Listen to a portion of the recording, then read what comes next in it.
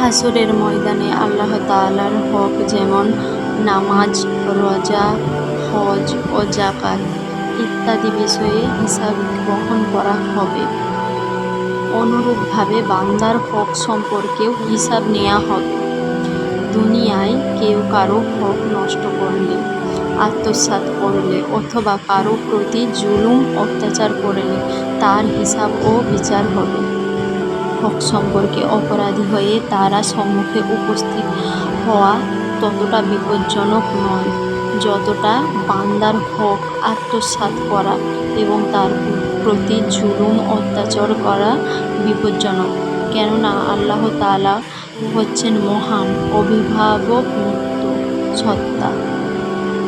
তার পক্ষ থেকে তার হকের ব্যাপারে ক্ষমা লাভ করার আশা করা যায়, কিন্তু বান্দা হচ্ছে অভাবী ও প্রয়োজনশীল প্রাণী।